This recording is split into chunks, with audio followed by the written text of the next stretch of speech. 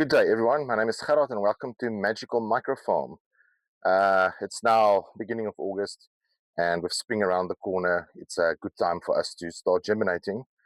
And one thing people don't realize is when you receive your fresh pods and chilies and sauces, that happens at the end of the season or towards the middle of the season.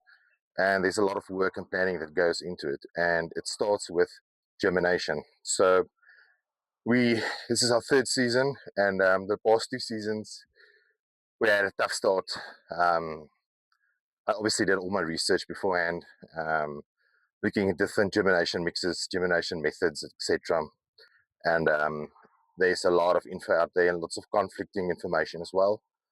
But last season we made a mistake by using Coir in our germination mix that said it was buffered, but it was not. I checked the pH after the issues, and it was definitely not buffered. There's info online about buffered versus unbuffered Coir, but basically, if you buffer it, you take out all the salt that is in it, yeah. So what we use is the Living Seeds Germination Base Pack. It's a mixture of the Coco Coir. It comes in 650 gram blocks. It includes the calcium nitrate that you use to buffer. So how you do that is you take the brick, 7 liters of water in a bucket. You add the calcium nitrate into the water, stir it a bit so it dissolves, and then you throw your brick in, and then you leave it for 6 to 12 hours or overnight. I think about 12 hours should be fine. And then you end up with this Coco Coir that's been buffered, and that you can use in your mix safely. So what I've done with these is I've just added the calcium nitrate and the water and the Coir, and now we need to do the next step, and that is to throw off all the excess water that has absorbed all those salts, and then you must measure how much that is, and then from there you just add that amount of water back into your mix. So I'm quickly going to throw this over to here, measure it, and I will be back to you. Okay, so we drained the water, got about 2.6 liters out of it, and I've already added the Coir into this mixing bucket. And then the next steps will be to add the other 3 parts to this germination mix. The first one is perlite. Perlite gives kind of structure to the germination mix. It allows for air gaps in the soil for the roots to go through, and so that the soil does not compact. And that is very important, especially for seedlings that wants to grow and expand their roots. Very, very important. The next part is vermiculite. Vermiculite is needed because it absorbs water. So this germination mix, I have found it works once you've mixed it correctly with the correct ratios and water. The vermiculite will absorb water, and you won't have to water your seedlings until they germinate. So there's a big plus. I'll get into that now. The last part is fertilizers, or earthworm castings. Earthworm castings, as most people will know it. This part is controversial. There's some people that does not like adding it, but my research has shown that it is quite vital for the young seedling to have food, because this is awesome food for them to get them through those early stages. And that also means that you probably don't have to fertilize them until you've got them into the fields or into their final resting place. And then what remains is that 2.6 liters of water, clean, fresh water. The other water that I tapped off was discarded, so I'm not going to use that. New, fresh borehole water for me. and then you just mix it. And I will continue mixing this, and I will show you a video of what it looks like when it's done, and then talk about more about the structure and why that is important. Okay, so I've given it a good mix, and as you can see, nice and fluffy soil, not compacted, can be easily mixed and touched.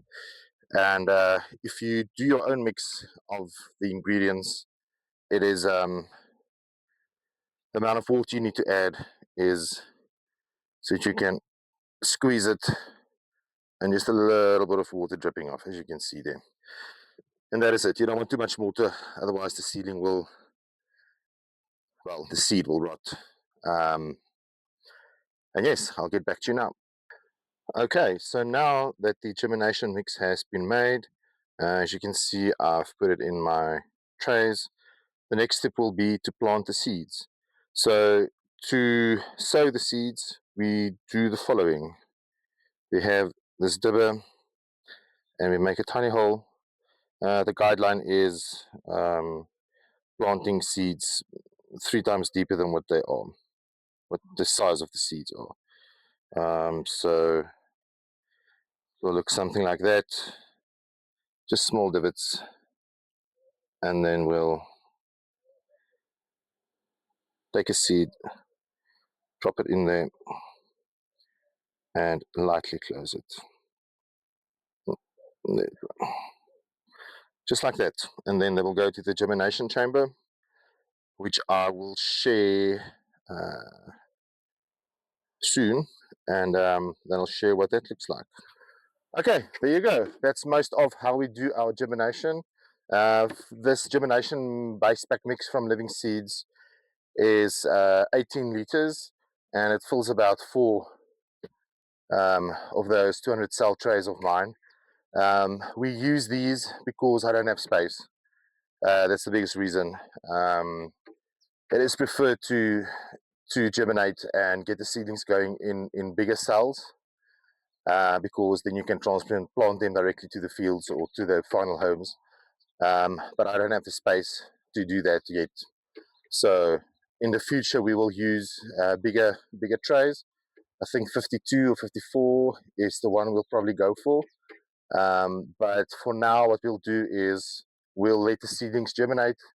It should take anything from 6 to 8 days if the conditions are correct, and then they will start popping up, and then we'll get them into here. I still need to build the racks for them, for the trays to sit on, so these will not be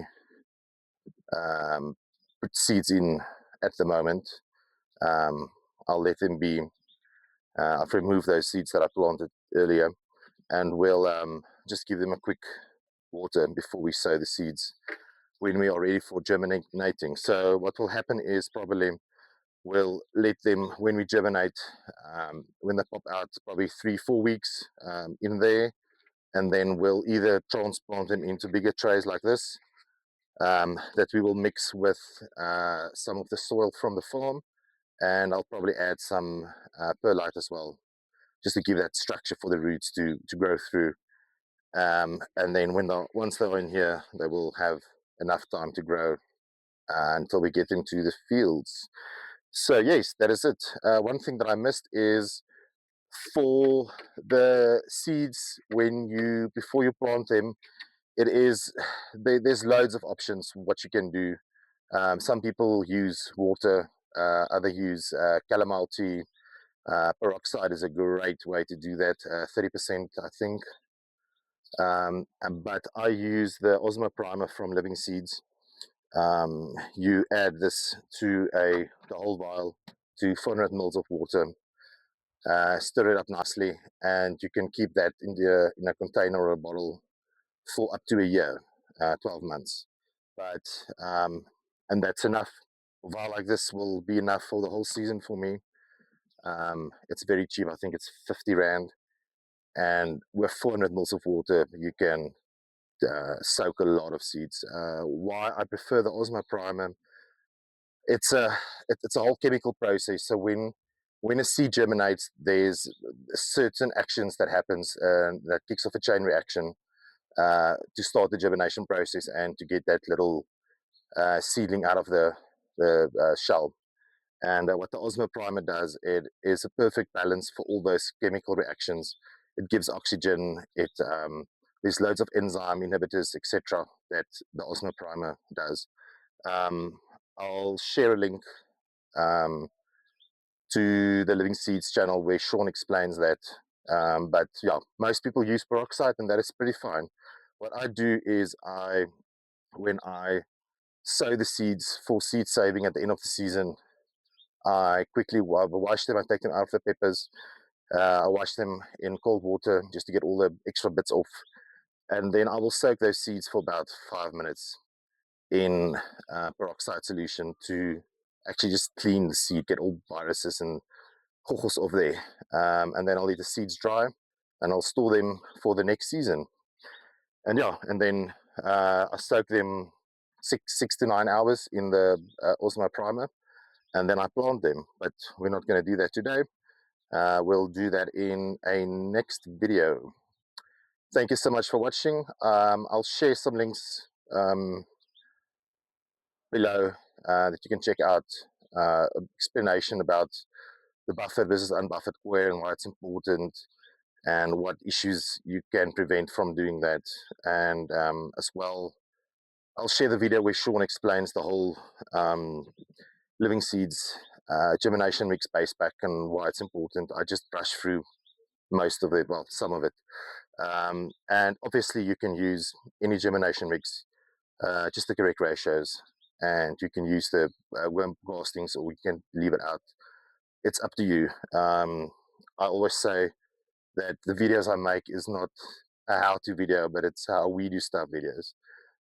So there's many different ways you can do things, and we do what works for us.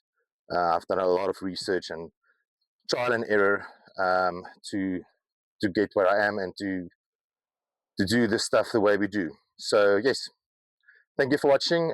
Please ask any questions. I will answer them as soon as I have time.